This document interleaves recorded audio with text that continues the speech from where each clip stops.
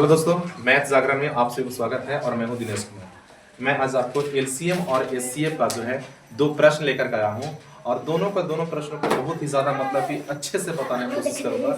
अगर आपको यकीन नहीं होगा तो आप सिर्फ दो प्रश्नों को देखना और दो प्रश्नों को देख करके आप एहसास लगा लेना, ठीक है ना, कि बताने का मेरा तरीका, बताने का मेरा शैली क्या है नहीं है। मैं आपको पूरा विश्वास दिलाता हूँ कुछ जो मैं प्रश्न जो बताऊंगा आपको सीधे दिमाग में सेट हो जाएगा। उससे पहले अगर आप मेरे चैनल पर अगर पहली बार बने होंगे तो मेरे चैनल को सब्सक्राइब कर लेना और अगर वीडियो अगर अच्छा लगता है तो वीडियो को लाइक कर लेना, ठीक है, ताकि जब भी मैं वीडियो को अपलोड करूं, ठीक है ना, तो सबसे पहले जो है आप तक वह वीडियो का हो सके, मतलब कि पहुंच सके। इसीलिए चैनल को सब्सक्राइब करके जरूर रखना और दोस्तों तक मतलब शेयर करने की कोशिश करना, क्योंकि शेयर जो होती है और कमेंट जो होता है, ठीक है ना, एक पढ़ाने वाले टीचर को बहुत ही ज्यादा मतलब मनोबल को बना करके रखता है। तो आइए मैं आज आपको सवाल बना करके दिखलाने की कोशिश करूंगा, जो सवाल आपको स्क्रीन पर मतलब ऊपर नजर आ रहा होगा लगा हुआ, ठीक है।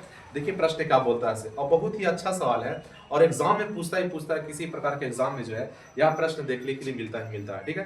तो चलिए हम क्वेश्चन की ओर चलते हैं, क्या कहता है। देखिए क्वेश्चन हमारा क्या कहता है कि दो संख्याओं का लसा, ध्यान से देखो, तुम लोग भी देखना ध्यान से, ठीक है, कि दो संख्याओं का लसा, ठीक है, कितना दे दिया है, 25 और 20 दिया हुआ है। दो संख्याओं का लसा 25 और 20 है। अभी तुम लोग डरना मत, ठीक है ना, हम क्वेश्चन को बता रहे हैं, पहले पढ़ लो एक बार, उसके बाद हम समझा देंगे बढ़िया से तुम लोग को, ठीक है।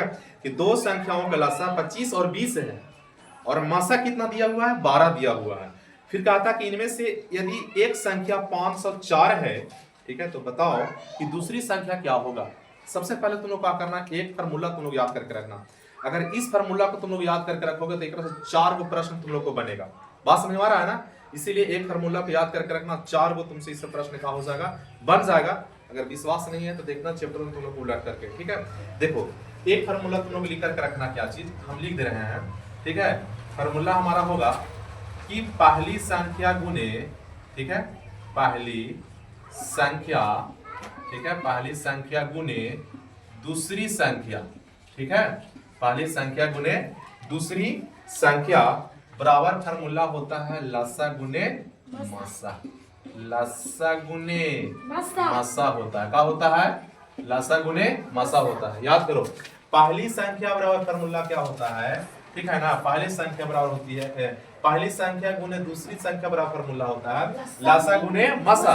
हम तुम लोग के सिखावेंगे कि इसमें से 4 को फार्मूला बनेगा जी। सबसे पहले एक फार्मूला तो अपने आप में हो गया, एक से फिर 3 को 4 को फार्मूला निकलेगा, ठीक है।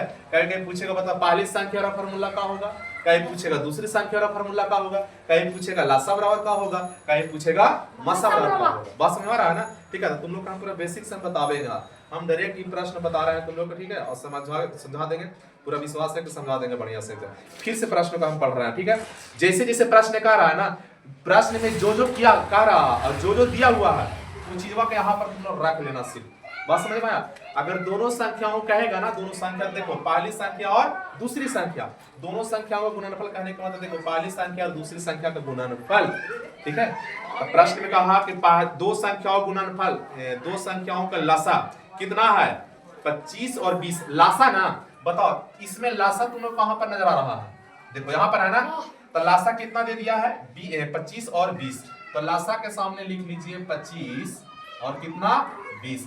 कहने का मतलब है कि टोटल लासा कितना है, 25 और 20 से। बात समझ में आ रहा है, टोटल लासा कितना है, 25 और 20 से है। फिर कहता है कि इसका मसा, मसा कितना दिया हुआ, 12। तो मसा के सामने मसा रख लो, मसा के सामने हम कितना रखेंगे, 12 रखेंगे। बस यहां तक समझ में आया तुम लोग के, ठीक है। चलो आगे प्रश्न फिर पढ़ते हैं। फिर कहता है कि इनमें से यदि एक संख्या कितना, 504 है। एक संख्या कितना है, 104 है। एक संख्या कहने का मतलब है कि पहली संख्या कितना दे दिया है, 504। देखो पहली संख्या यहाँ पर है, तो पहली संख्या हम लिख लेंगे 504। अब गुना लगा दीजिए। और प्रश्न कहा है कि दूसरी संख्या क्या होगा, थोड़ा सा किताब में देखो, हमको देखने से फायदा ना होगा। तो एक संख्या दे दिया 504 और हमसे पूछा है दूसरी संख्या, क्या पूछा है, दूसरी संख्या। तो जो संख्या पूछा है उसको आप रहने दीजिए, दूसरी संख्या पूछा है ना, तो दूसरी संख्या यहाँ पर तुम लोग संख्या लिख लेना जरा सा, ठीक है। हम दूसरी संख्या को दूसरी संख्या रहने देते हैं, क्योंकि हम दूसरी संख्या क्या कर रहे हैं, निकाल रहे हैं दूसरी संख्या। बात समझ में आया, यहाँ तक नहीं समझा तो फिर से समझो। कहा यदि की संख्याओं का लासा 25 20 है और उसका मसा 12 है, ठीक है, जिसमें से कहा कि यदि एक संख्या 504 है तो दूसरी संख्या कितना होगा। बात समझ में आ गया। प्रश्न यही कह रहा है, तुम लोग देख भी सकते हो, ठीक है ना। अब हम क्या करेंगे, दूसरा संख्या निकालना है। क्या निकालना है? दूसरा संख्या। तो जो संख्या को निकालना है बराबर को इसी साइड रखिए आप, ठीक है। तो हमको निकालना है दूसरी संख्या, तो हम दूसरी संख्या को इसी साइड रखेंगे। दूसरी संख्या बराबर का हो जाएगा, पहले इसको लिख लीजिए, 25 20 गुने 12। ये गुणा में है ना, पलटेंगे कोची में हो जाएगा, भागा में हो जाएगा। कितना हो जाएगा? 504 हो जाएगा। कितना होगा? 504 हो जाएगा। बात समझ में आया। अब इसको काटना है, ठीक है। अब इसको काट करके बताओ कि कितना हुआ कि नहीं होगा से। समझ में आया? काटो इसको, कितना से कटेगा जी, बताओ कितना से कटेगा। इसको हम डायरेक्ट हम क्या करते हैं, इसको आंसर लिख देते हैं। देखो ऑप्शन में क्या किया है, दिया हुआ है 30 होगा कि 40 होगा, ठीक है, कि 5 से, देखो तो 504 लगता है 5 से कट जाएगा, कट जाएगा ना। तो इसको हम क्या करते हैं, काट दो। 504 गुने 5 कितना होता है? 25 20। कितना होता है? 25 20। कितना बचा जी हमारा कट करके? 5 और गुने में कितना बचा? 12 बचा। 12 बचे का 7। कहने का मतलब है कि दूसरी संख्या कितना हो जाएगा जी? दूसरी संख्या 60 हो जाएगा। कितना होगा? 60 हो जाएगा। बात समझ में आया। जब दूसरी संख्या 60, देखो दूसरी संख्या 60 है तो 60 को जब पहली संख्या 504 से गुना करोगे ना, तो देख लेना इस संख्या दोनों के गुणनफल का हो जाएगा, बराबर हो जाएगा। बात समझ में आया। ये तो दोनों कितना हम बता दिए। डायरेक्ट यहाँ से पूछेगा दूसरी संख्या बराबर था, डायरेक्ट एक फार्मूला भी होता है, वो फार्मूला भी हम दोनों को निकालना सीखेंगे। फार्मूला कैसे निकालता है, कैसे निकालता है। बात समझ में आया, ठीक है ना। अब हम चलते हैं दूसरा प्रश्न की, 2 वाला सवाल हम देख रहे हैं। सवाल कहता है कि 3 के पावर -8, ठीक है, और उसके बाद कहता है 3 के पावर -11, और फिर कहता है 3 के पावर -10 का लसा। एकदम सबसे आसान है, कुछ कोई फार्मूला नहीं इसको करना है, बनाना है, कोई फार्मूला पर नहीं, थोड़ा सा खाली दिमाग लगा लो, ठीक है। प्रश्न क्या कह रहा है? प्रश्न कह रहा है कि 3 के पावर -8, 3 के पावर -11 और 3 के पावर -10। थोड़ा सा पहले हम क्या करते हैं, थोड़ा इसको हम लिख लेते हैं अपने से, ठीक है। 3 के पावर कितना है? देखो 3 के पावर -8, फिर उसके बाद क्या दिया है? 3 के पावर -11, फिर क्या दिया है? 3 के पावर -10, और इसका कोई चीज पूछता है, लसा। बस समझ में आया। इसको लासा, लासा कहने का मतलब एलसीएम, लघुत्तम समपवर्तक। बात समझ में आ रहा है ना, ठीक है। और ये सही प्रश्न जो है दुनिया के जितना भी एग्जाम होता है ना, सब में मतलब पूछता ही पूछता है। बात समझ में आ रहा है। हाँ, एलसीएम एलसीएम बहुत ही ज्यादा इंपॉर्टेंट प्रश्न है, ठीक है। समझो पहले क्या पूछा इसका, लासा। क्या पूछा है? लासा। लासा कहने का मतलब एलसीएम भी कह सकते हो या फिर लघुत्तम समपवर्तक भी कह सकते हो। नहीं, बात को पहले समझना।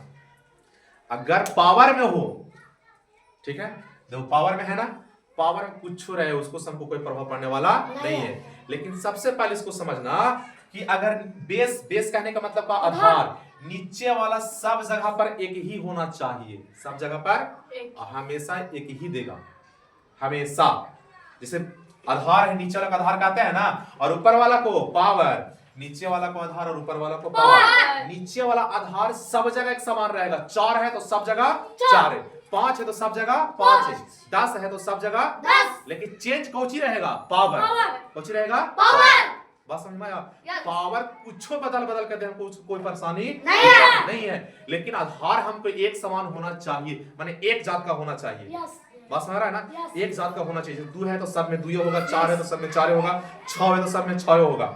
और इसी का भी साथ साथ लासा भी पूछेगा, यदि मासा ही पूछेगा। इसमें खाली लासा पूछा है, और इसी का तुम लोग से मासा ही पूछेगा। तो पहले समझो, अगर बेस एक समान हो, आधार एक समान हो, पावर कुछ रहे, और अगर माइनस में है, ठीक है, हम तुमसे अगर पूछे कि बताओ कि -5 और -4 में बड़ा कौन है? अरे जैसे कहने का मतलब है कि हम ले ले हैं, सुनो, अरे हम 5000 रुपया हम कर्जा ले ले हैं, और तू 4000 रुपया कर्जा ले ले हैं, तो सबसे ज्यादा कर्जा में कौन है? अरे हम ना है, हम 5000 ले ले हैं ना, इसका मतलब हमको ज्यादा दिन भरना पड़ेगा, हमको ज्यादा पैसा देना पड़ेगा, मतलब है कि हम माइनस में ज्यादा गए हैं। बात समझ में आया। तो अगर पावर में है, और अगर जितना बड़ा पावर है, और अगर माइनस में है, पहले बात समझो, जितना बड़ा पावर रहेगा अगर वो माइनस में, उतना ही ज्यादा वो छोटा है। सोचिए, छोटा है। और जितना पावर में छोटा और अगर वो माइनस में है तो उतना ही बड़ा है। कहा है? बड़ा है। तो लघुत्तम ना पूछा है। अगर लघुत्तम पूछेगा तो सबसे बड़का पावर वाला, सबसे बड़का पावर वाला। लेकिन माइनस में हुआ है तो सबसे छोटका, सबसे छोटके ना वही ना सबसे बड़ा अपने अपने बड़ा होता है। तो पूछा हमसे लासा, ठीक है। तो लासा अगर पूछ रहा है, ठीक है, तो हम क्या करेंगे? लासा में हम लोग क्या करेंगे? ठीक है, लासा में हम लोग पकड़ते हैं बड़का और मासा में हम लोग पकड़ते हैं छोटका, है ना जी।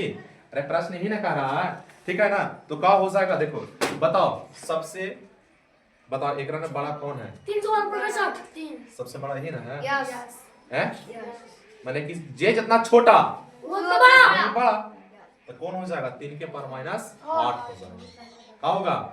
इसका आंसर क्या हो जाएगा? 3 के पावर माइनस 8। इस सवाल के क्या हो गया? आंसर हो गया। बस समझ में आ गया। अगर पूछता इसका मासा तब 3 के पावर माइनस 11 क्या हो जाता? 3 के पावर माइनस 11। 3 के पावर माइनस 11। आंसर देख सकते हो, ऑप्शन में दिया हुआ है 3 के पावर माइनस 8, 3 के पावर माइनस 11, 3 के पावर माइनस 10 और 3 के पावर 12। मतलब कि इस सवाल का जवाब क्या हो जाएगा? ठीक है ना, 3 के पावर माइनस 8 हो जाएगा। बात समझ में आ गया? अगर समझ में आ गया होगा, ठीक है ना, तो चैनल को सब्सक्राइब करना और दोस्तों तक शेयर करने की कोशिश जरूर करना, क्योंकि बहुत ज़्यादा मेहनत लगता है, ठीक है। और इसी प्रकार कंटेंट हम नए नए लेकर आते रहेंगे अपने चैनल पर, ठीक है। तब तक इतना ही। All the best. जय हिंद।